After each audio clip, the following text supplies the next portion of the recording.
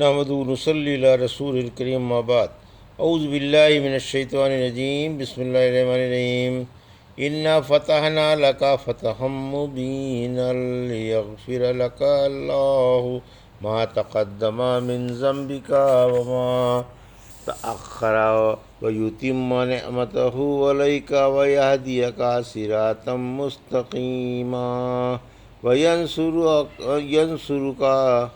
ینصرک اللہ نصرا عزیزا۔ سورہ فتح۔ ابھی آپ نے سورہ فتح کی آیت 1 سے 3 کی تلاوت سماعت فرمائی۔ سورہ فتح یہ بترتیب مصحف 48واں سورہ ہے اور بترتیب نزول 111ویں سورہ ہے، اور یہ سورہ مدنی ہے۔ اس میں 29 آیتیں اور 4 رکوع ہیں۔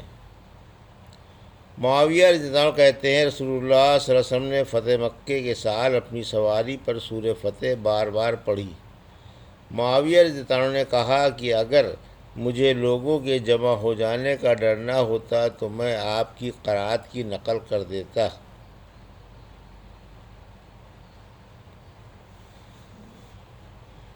ان آیتوں کا ترجمہ اور تفسیر اس طرح ہے۔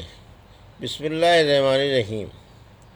انا فتحنا لک فتحا مبینا۔ آیت 1۔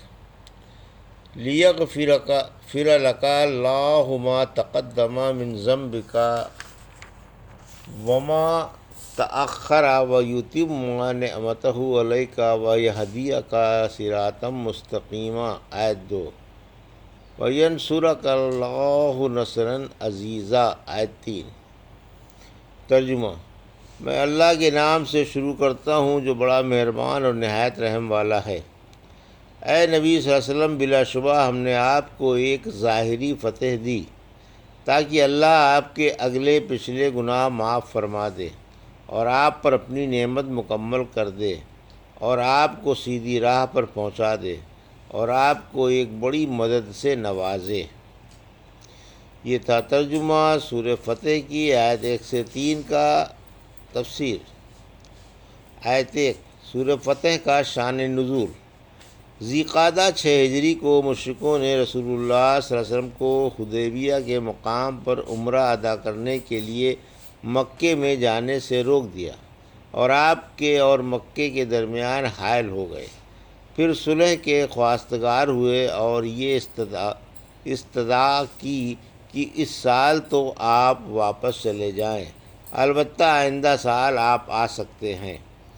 آپ نے یہ بات مان لی اور صلح کی درخواست کو مسترد نہیں فرمایا، باوجود یہ کہ صحابہ کی ایک جماعت کو خصوصاً عمر رضی اللہ تعالیٰ کو دب کر صلح کرنا ناگوار گزر رہا تھا، جیسا کہ اس کی تفصیل اسی صورت میں اپنی جگہ پر آ رہی ہے۔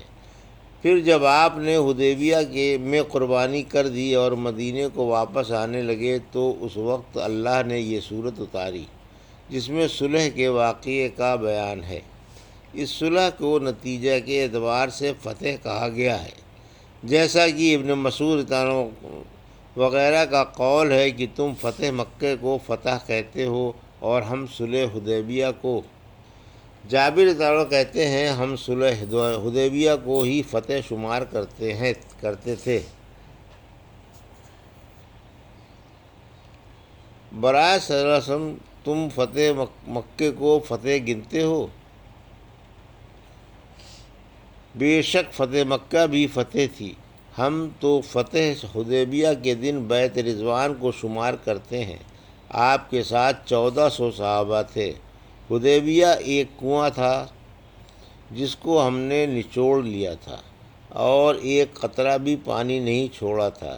جب آپ کو خبر لگی تو آپ اس کے کنارے پر تشریف لائے، وضو کیا، پھر کلی کی، پھر دعا کی اور پانی کو کنویں میں ڈال دیا۔ تھوڑی دیر تو ہم نے چھوڑ کے رکھا، پھر اس میں اتنا پانی ہو گیا کہ اس سے ہم نے اپنے برتن بھی بھر لیے اور سواریوں کو بھی پلایا۔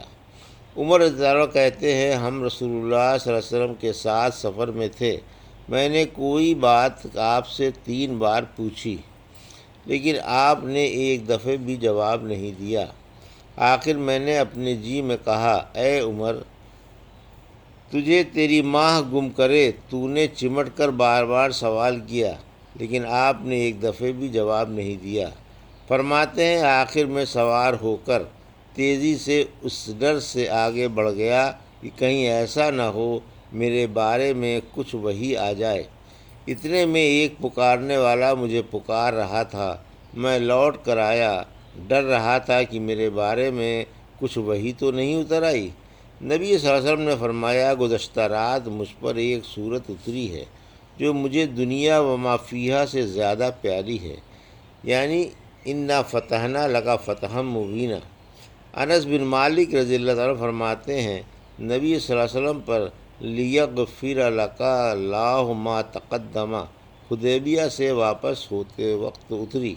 آپ نے فرمایا کہ رات مجھ پر ایک ایسی صورت اتری ہے جو دنیا کی تمام چیزوں سے پیاری ہے۔ پھر آپ نے صحابہ کو یہ صورت پڑھ کر سنائی۔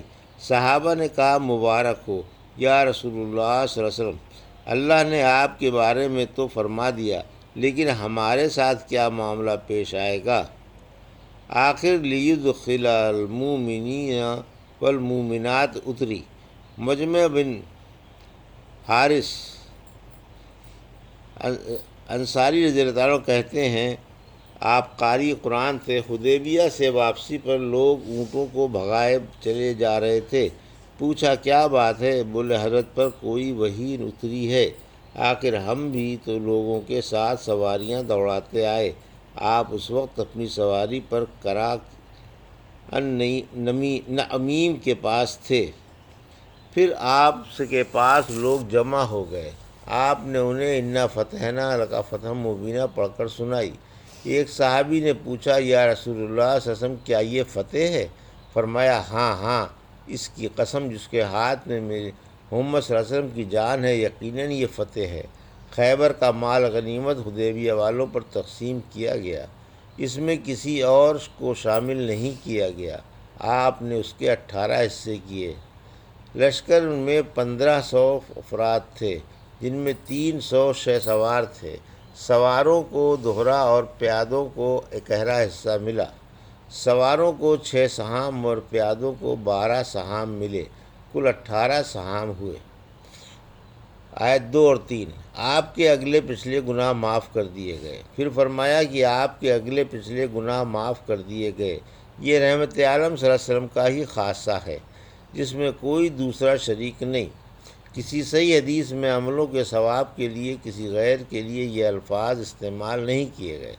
اس سے رحمت عالم صلی اللہ علیہ وسلم کی بڑی بھاری عظمت و سیادت کا ثبوت ہوا۔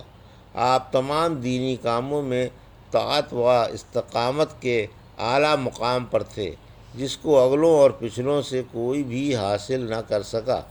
آپ مطلق کامل ترین انسان اور دنیا اور آخرت میں سب کے سردار ہیں۔ چونکہ آپ لوگوں میں کمال اطاعت گزار اور اللہ کے احکام کی انتہائی عظمت و حرمت کرنے والے تھے، اس لیے جب آپ کی اونٹنی آپ کو حدیبیہ میں لے کر بیٹھ گئی تو آپ نے فرمایا کہ اس کو اس نے روکا ہے جس نے ابرہہ کے ہاتھی کو روکا تھا۔ پھر فرمایا، اس کی قسم جس کے ہاتھ میں میری جان ہے، آج مشرک جو بات کہیں گے میں اسی کو مان لوں گا، بشرط یہ کہ اس سے اللہ کی حرمتوں کے پردے چاک نہ ہوتے ہوں۔ پھر جب آپ نے اللہ کی اطاعت کی اور صلح قبول فرما لی تو اللہ نے آپ پر سورہ فتح اتاری، جس میں فرمایا کہ ہم نے آپ کو ایک کھلی فتح دی تاکہ آپ کے اگلے پچھلے گناہ معاف کر کے آپ پر دنیا اور آخرت کی نعمتوں کی تکمیل کر دیں اور آپ کو منزل مقصود تک پہنچا دیں۔